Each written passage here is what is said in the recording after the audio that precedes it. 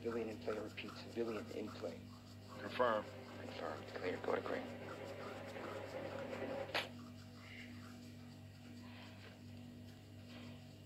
Seorang pembunuh bayaran handal yang bekerja untuk Badan Intelijen Amerika memutuskan untuk pensiun dari pekerjaannya setelah membunuh seorang terduga teroris Rusia dalam kereta cepat yang sedang melaju di Belgia.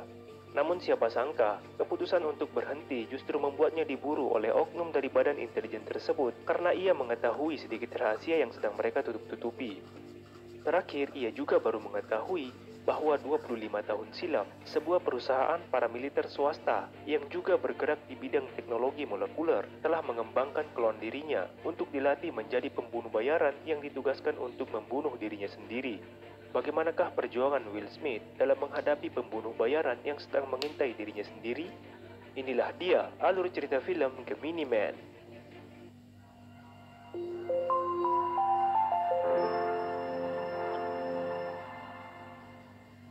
Film dibuka di kota Liege, Belgia. Henry Bragan, seorang mantan Angkatan Laut Amerika Serikat yang bekerja untuk DIA, Badan Intelijen dan Pertahanan Amerika, ditugaskan untuk membunuh seorang teroris di dalam kereta cepat yang syarat penumpang. Ia dibantu oleh rekannya Marino, yang juga berada di kereta tersebut. Henry mulai melakukan perhitungan jarak, kecepatan kereta, dan kondisi lingkungan sekitar.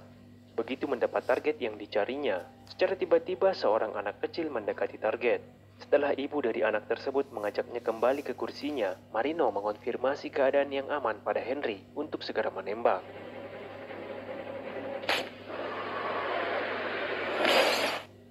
Tak disangka, tembakan Henry berhasil mengenai target pada bagian leher. Hal itu dibuktikan Marino yang sempat merekam kondisi korban dan situasi kepanikan dalam kereta pasca penembakan. Henry meminta Marino untuk segera menghapus video tersebut. Marino mengaku kagum dengan Henry sebab hanya Henry yang mampu membunuh si target. Setelah sebelumnya 4 orang pembunuh juga ditugaskan untuk membunuhnya. Setelah misi itu, Henry lalu berubah pikiran dan memutuskan untuk pensiun dari pekerjaannya. Ia menetap di Buttermilk Sound, sebuah teluk di Georgia yang berdekatan dengan sungai Jericho. Henry kemudian dikunjungi oleh agen DIA, Dale Patterson, dan menanyakan alasan Henry pensiun dari pekerjaannya. Henry lalu menjelaskan perasaannya yang tak tentram dan risau dengan 72 target yang telah dibunuhnya. Jiwanya terluka. Ia merasa sangat beruntung dengan tembakannya tempo hari, yang jika meleset sedikit saja, maka akan menewaskan anak kecil di sebelahnya. Suatu hari, Henry berencana untuk pergi memancing dan bertemu dengan seorang pegawai rental kapal yang bernama Denny. Ia mengaku sebagai calon mahasiswa S2 Ilmu Biologi Laut. Ternyata niat Henry menyewa kapal bukanlah untuk memancing, tetapi untuk bertemu dengan sahabat lamanya yang bernama Jack. Jack lalu memberikan fakta yang mengejutkan Henry. Perihal Dormov, orang yang telah ditembaknya di kereta cepat dalam misi terakhirnya, ternyata bukanlah seorang teroris seperti yang diketahuinya. Dormov adalah seorang ahli biologi molekuler.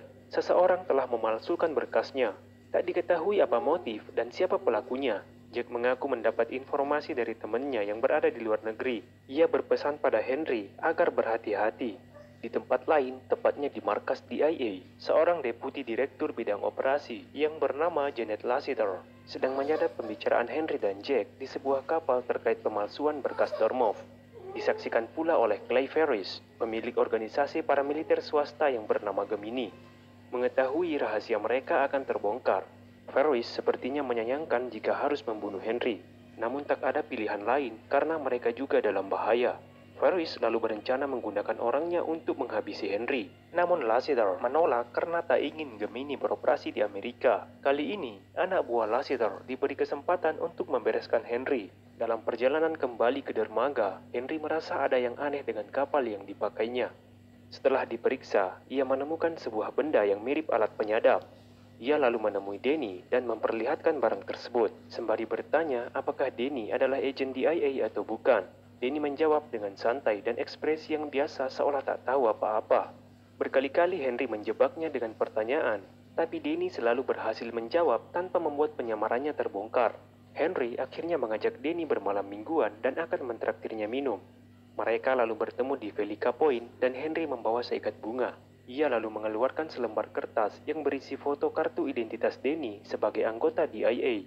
Denny terpaksa mengakui kalau penyamarannya telah terbongkar habis. Henry membeberkan semua perjalanan karir Denny hingga bergabung menjadi anggota DIA dan diutus untuk memata-matai dirinya. Sementara Denny hanya tersenyum-senyum dan tak mampu berkata banyak. Dalam perjalanan pulang, Denny mengatakan bahwa dirinya sudah barang tentu akan dipindah tugaskan setelah Henry mengetahui penyamarannya. Singkat cerita, saat sedang tertidur, Henry tiba-tiba terbangun karena mimpi buruk. Secara bersamaan, ponselnya juga menerima sinyal perimeter yang menandakan segerombolan pasukan telah mengintai rumahnya. Ia pun segera masuk ke ruang rahasia dan mencoba menghubungi Marino untuk segera berlari sejauh mungkin dari tempatnya. Henry melarang Marino menggunakan layanan elektronik seperti ATM dan ponsel. Belum selesai berbicara, seseorang tiba-tiba menyita ponsel Marino. Henry merasa Marino telah dihabisi oleh pasukan utusan DIA. Henry lalu mendatangi kediaman Denny dan membereskan semua pasukan yang tengah mengintai. Denny sempat kaget dengan kemunculan Henry yang secara tiba-tiba di kamarnya. Melihat Denny yang baru terbangun, Henry yakin Denny tak terlibat dengan rencana pembunuhan dirinya. Henry pun berkesimpulan Denny juga akan menjadi target pembunuhan selanjutnya.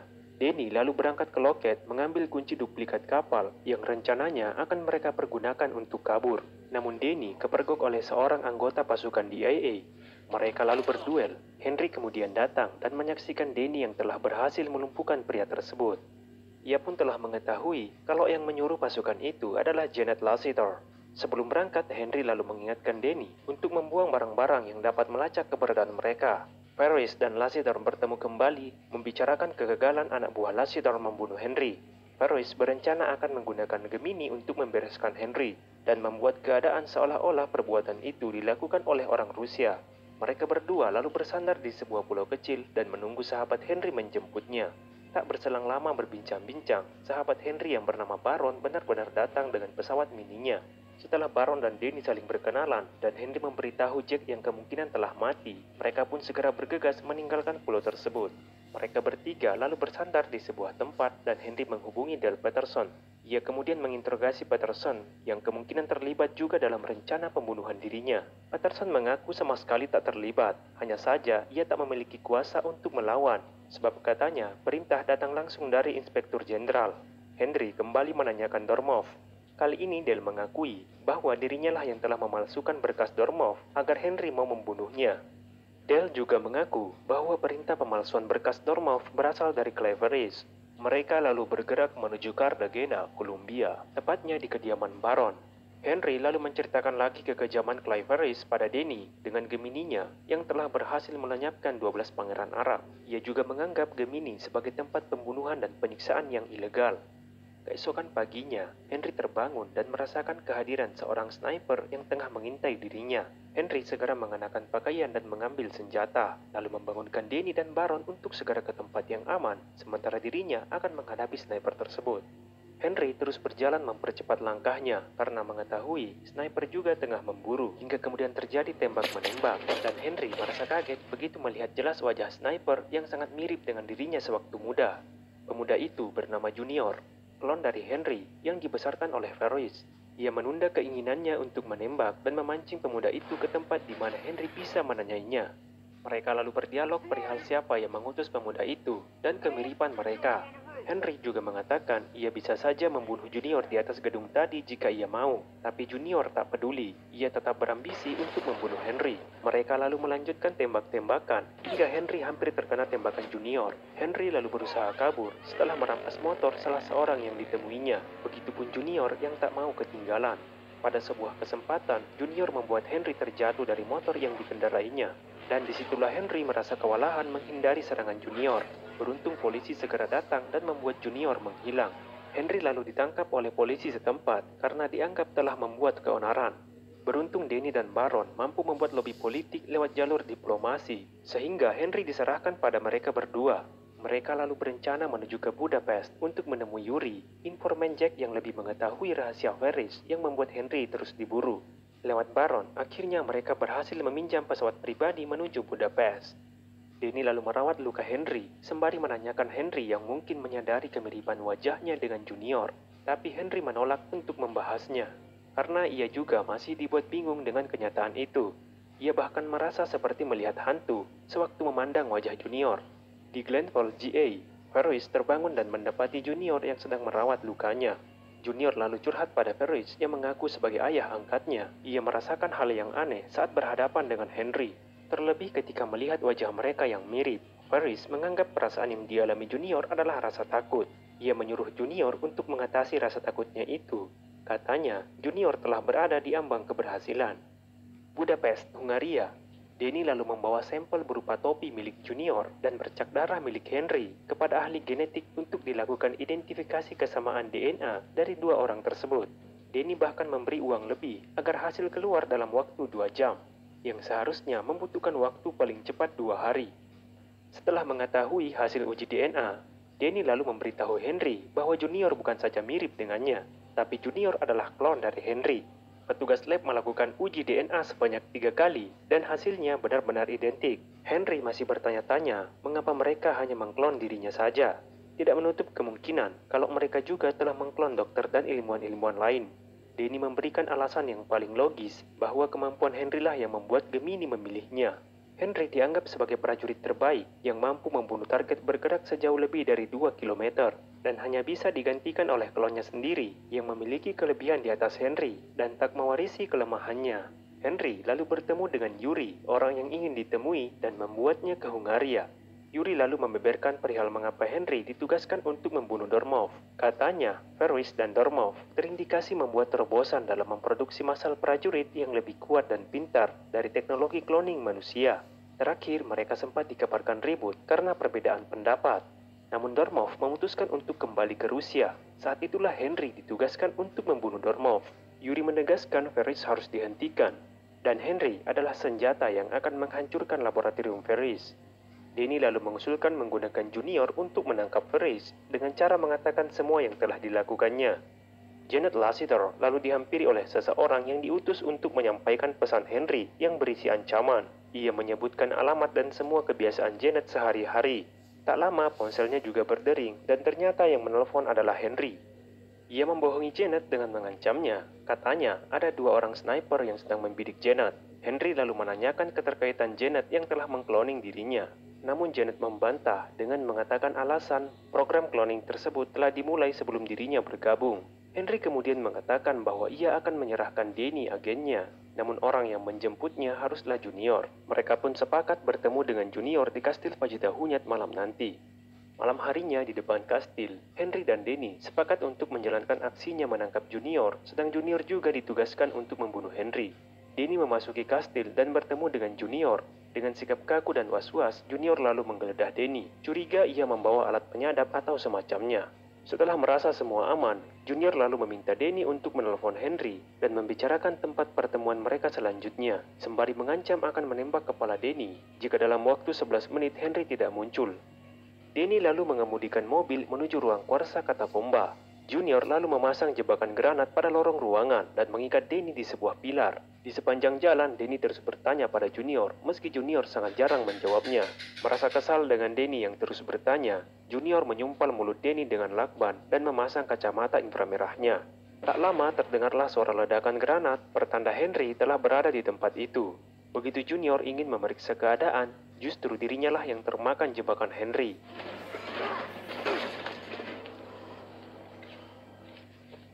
Setelah membuang semua senjata Junior, Henry lalu melepaskan ikatan Denny.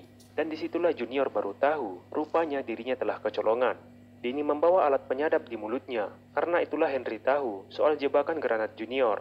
Henry kemudian menceritakan semua yang ia ketahui tentang Junior yang dilatih Ferris, yang latihannya sangat mirip dengan dirinya. Henry bahkan membongkar semua sifat, hobi, dan kebiasaan mereka yang sama. Bahkan kelebihan dan kekurangan mereka. Henry menjelaskan mengapa Ferris memilih dirinya sebagai domba cloningnya. Karena Ferris tahu tak ada lagi prajurit yang seperti Henry. Akan tetapi Junior masih saja tak mempercayai Henry.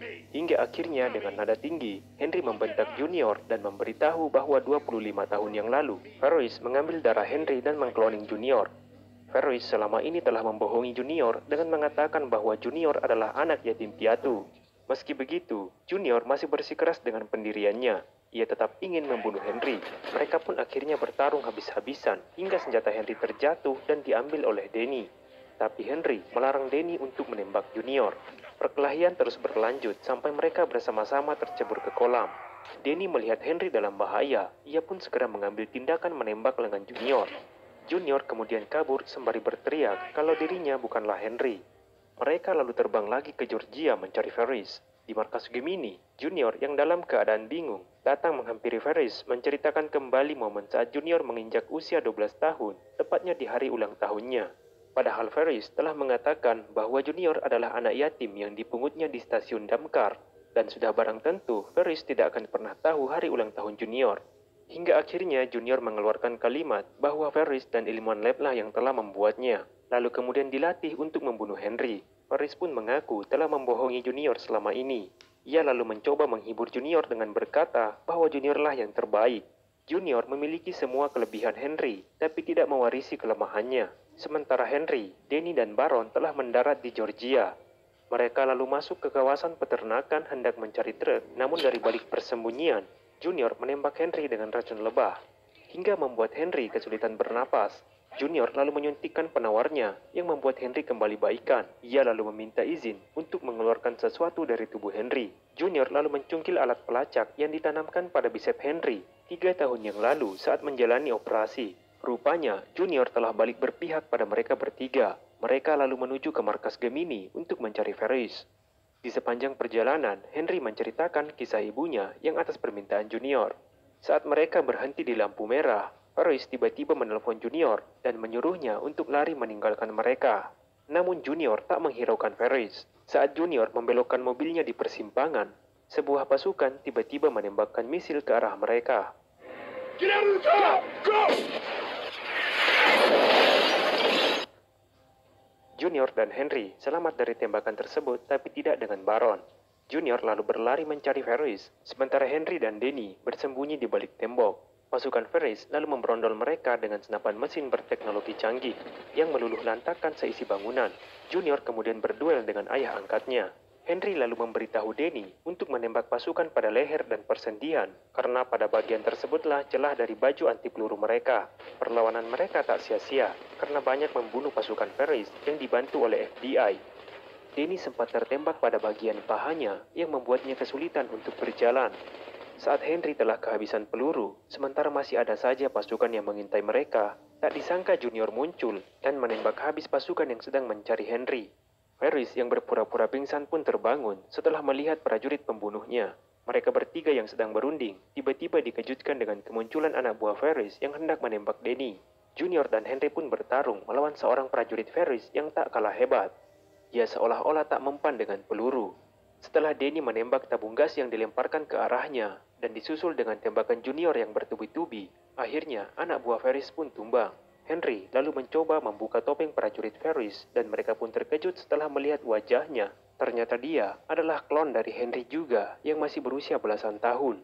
Dari belakang, Ferris lalu muncul dan menceritakan motifnya melakukan itu semua. Ia melihat aksi dan kehebatan Henry. Ferris mengharapkan versi sempurna dari Henry dengan mengklon Junior dan yang lainnya. Ia mengaku memiliki tujuan yang mulia, yaitu menggantikan prajurit yang kerap mengalami PTSD setelah perang, bahkan bunuh diri. Lebih jauh, Ferris ingin menciptakan dunia yang aman. Junior lalu mendekatkan moncong senjatanya pada Ferris. Namun Henry mencegahnya. Ia berkata jika Junior membunuh Ferris, maka akan melukai dirinya sendiri. Karena Ferris adalah orang yang merawat dan membesarkan Junior. Henry lalu meminta Junior melepaskan senjatanya. Namun tak disangka, justru Henry lah yang menarik pelatuk senjata itu, lalu menewaskan Ferris seketika. Ia tak ingin Junior menyimpan rasa bersalah karena telah membunuh ayah angkatnya. Henry lalu bertemu dengan Dale Patterson, dan Patterson meminta maaf pada Henry. Ia memastikan tak ada lagi klon yang lain. Begitupun dengan lab Gemini yang telah dibongkar. Sementara Patterson mendapat kesempatan bebas dari tuntutan jika ia telah membunuh Janet. 6 bulan kemudian, Henry dan Denny bertemu di sebuah kampus perguruan tinggi. Henry mengucapkan selamat pada Denny yang telah naik jabatan. Dari kejauhan, Junior datang menghampiri. Ia akan memasuki jurusan teknik. Henry membawakan paspor, SIM dan akta lahir untuk digunakan Junior. Junior juga telah mengganti nama menjadi Jackson. Junior lalu memandangi Henry dan mengatakan ia yakin 30 tahun kemudian ia juga akan memiliki penampilan seperti Henry. Mereka pun mencari tempat makan siang, dan sekian. Jangan lupa like, comment, and subscribe guys. Nantikan video kami selanjutnya. Thank you for watching and see you in the next video.